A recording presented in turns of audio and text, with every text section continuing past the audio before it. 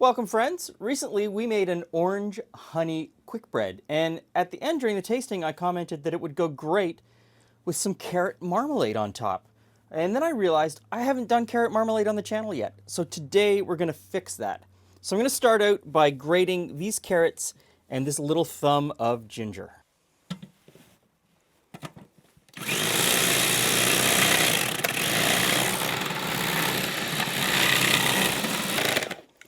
You could use a box grater if you wanted to, but this is so much faster. So I'm going to take the carrots out now. Carrot marmalade. This is an interesting recipe because it goes back. It goes way back to the dawn of the domestication of the carrot, which happened, as near as we can tell, in an area that we today would call Persia, or would have been called Persia. So Iran, Afghanistan, that sort of general idea is where the carrot would have first shown up. And there are several carrot jam or carrot marmalade type recipes that are found in the cuisines of that area of the world. Made a little bit differently than I'm making today. This definitely has more of a European Anglo influence. But the recipes there have basically the same ingredients, except they would use honey. And it would also be spiced with cardamom pods and coriander and a bunch of other really flavorful things that would add to the carrot. I'm making the recipe that my grandmother made when I was growing up, which is very basic, very sweet. You put it on your toast in the morning, and it's really just a riff on orange marmalade. So the next thing we need to do is zest the orange and lemon. And I'm just using a vegetable peeler that actually puts it into strips already. So it's already cut into strips. Makes it very nice and easy.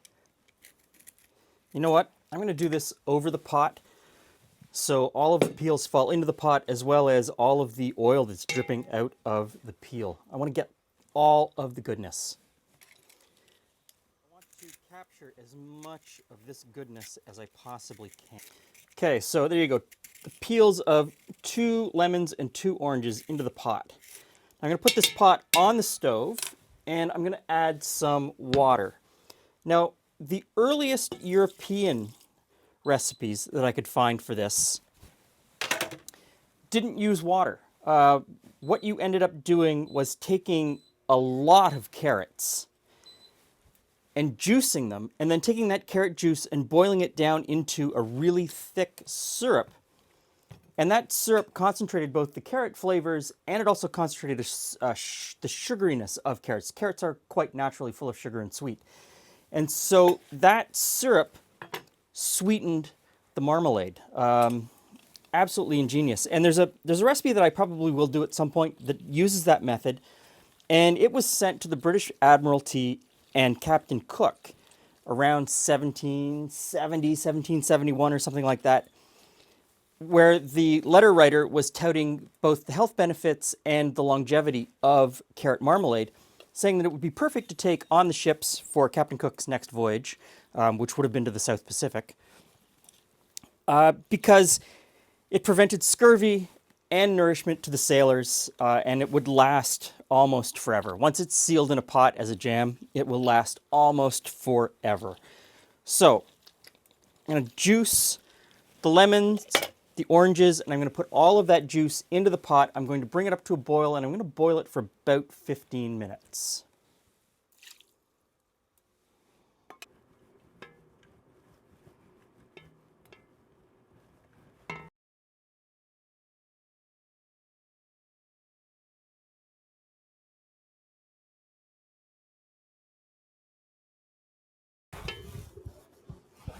Okay, so you might notice there's a whole lot more going on the countertop now than there was just a moment ago.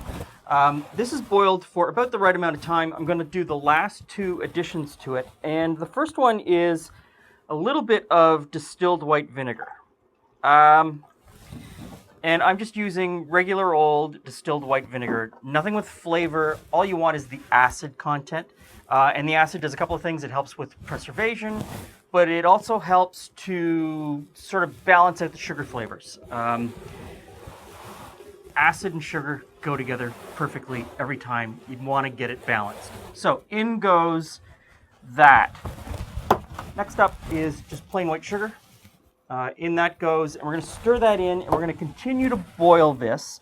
So you want to boil this until you reach 220 degrees Fahrenheit. That is the set point. That's the point where this marmalade is going to set up and be thick and spreadable and just be perfect. It's the difference between being too runny and being too thick. So get yourself an instant read thermometer and check the temperature. It's the easiest and best way to make this happen. And over in this pot, I've got water that is just about to come to a boil. It's pretty close to a boil. And I'm going to put this rack in the bottom. This is where I'm going to hot water can the jars. So I'm going to fill the jars, and then I'm going to put them in here, bring this to a boil, and boil it for 10 to 15 minutes. And you don't want the jars bouncing on the bottom of the pot. You want to lift them up off the bottom of the pot. That's why I put the rack in there.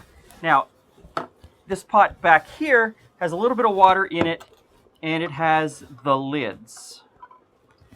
So the lids are in here, and you don't want to boil this water.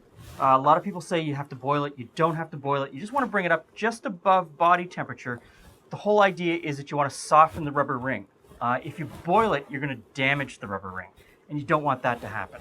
So this is boiling pretty nicely right now. Everything is sterilized. I am ready to go as soon as this reaches temperature. And home canning and home jam making is really about time management and making sure that you get everything in place at the right time. Now, if you've never canned before, you've never made jam at home before, you've never hot water canned, I would suggest that you get a book, and this is the one I'm going to suggest. I will leave a link to this below. This is by Bernardin. If you live in the United States, it'll be exactly the same book, except it'll say Ball, and they're the company that makes the mason jars. So lots of recipes in here and lots of information on how to properly can. A great resource, and it should be on your bookshelf if you want to can at home. And for people that have never canned before and don't want to invest in glass jars and this whole process of canning, you can still make this marmalade. You can make it as a freezer jam. And in order to make it as a freezer jam, you just need plastic containers that you can put the jam into and put it into the freezer. You can just use old washed out peanut butter jars. Fill it with jam, stick it in the freezer. When the one in your fridge is done, pull this one out of the freezer and just keep going. It'll keep in your freezer for a fairly long time. Okay, so we've achieved the right temperature. Now we just fill the jars.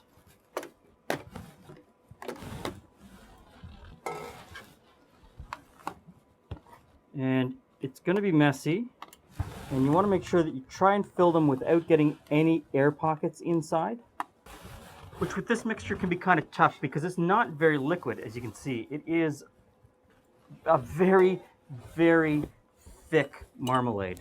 So, and don't overfill the jar. Now, I can hear some people screaming, why are you using a metal spoon? In this instance, a metal spoon is fine. It's what my grandmother always used, and I've never had any trouble with it. Plastic or wood is what most people say you should use. So, tap down. Check the rim of the jar and make sure that there's nothing spilled on it. Take your lid and place it on top, and then your ring on top of that.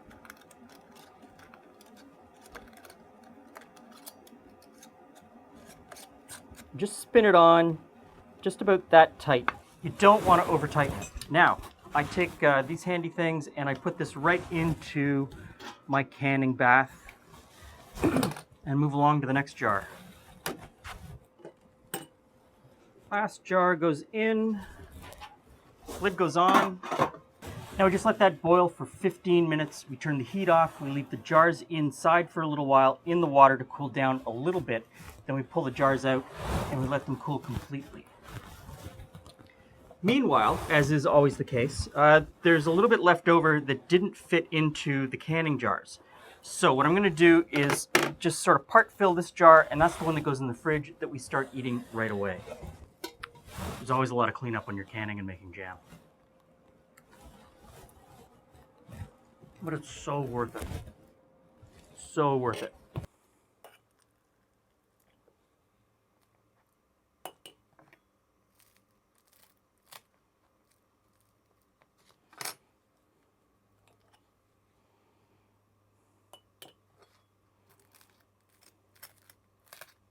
Well, it certainly smells very sweet in this room.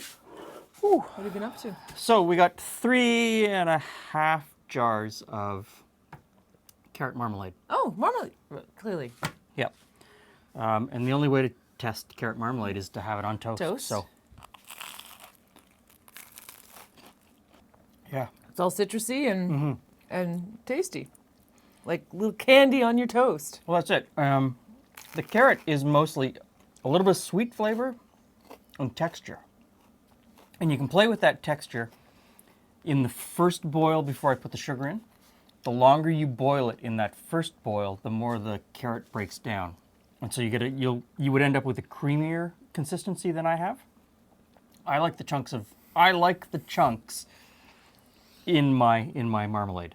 So to me this is really good, but it is just a riff on an orange marmalade. It's an orange marmalade with carrot stuck in. Yeah. It really is if you don't have enough oranges.